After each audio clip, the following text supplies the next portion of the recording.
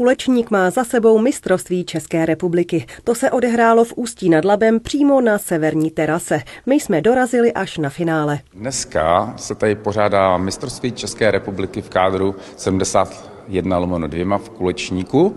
A je to konkrétně karambolový kulečník, tedy kulečník bez děr. Spousta kulečníkových hráčů v Ústí nad Labem ho znají, protože v Ústí je velká komunita kulečníkářů. Máme tady přes 600 hráčů, kteří hrají kulečník. Na mistrovství je zastoupena celá Česká republika. Účastní se ho 9 nejlepších borců z celé České republiky, od Havířova, Brna, Hodonína, Prahy i vlastně z Ústí nad Labem. Máme tady 2 nejlepší hráče, Martina Vedrala a ještě Adama Kozáka.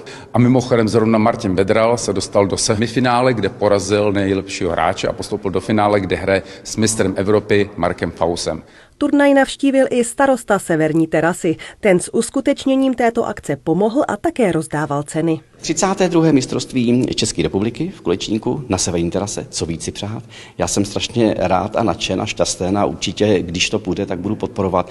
Mě před týdnem navštívil pan Svatoň, to je nový předseda toho zdejšího kulečníkového oddílu. Vůbec jsem teda o nich nevěděl, což mě teda hrozně mrzí, tak doufám, že ta spolupráce bude a bude se jenom rozvíjet mezi námi, severní terasou a kulečníkovým oddílem.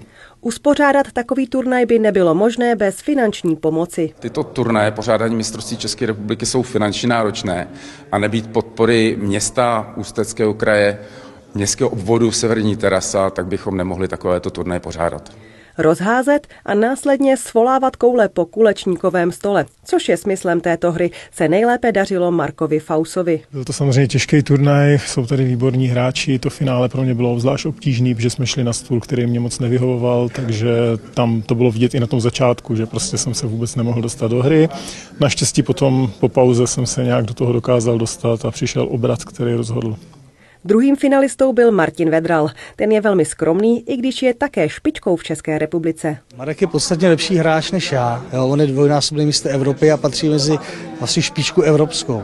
Protože já vím, když mu ty koule doopravdy nechám u sebe, zkazím, on je schopný to kdykoliv dohrát. Takže člověk trošku taktizoval, aby mu nechával koule rozhozený po stole, aby to měl těžší se mnou. Je lepší než já, i když jsem ho už několikrát porazil ve finále mistrovství republiky, ale není to tak často, bohužel. Snažil jsem se, ale je to pro mě těžký hodně s ním. Ale třeba příště se mi podaří a porazím ho zase já, uvidíme. Prostory s kulečníkovými stoly v univerzitním objektu v ulici Hoření jsou otevřené i pro veřejnost. Máme celkem 2 závodní stoly, velké, 3metrové, celkem 5 stolů karambolových malých a ještě vlastně před půl rokem jsme pořídili 2 půlové stoly a vlastně široká veřejnost se může přijít zahrát. Informace o tom najdou na stránkách Lakoplast, webnou.cz nebo na stránkách Ústecký kulečník na Facebooku. Pro televizi Ústeckého kraje připravila Jitka Richtrová.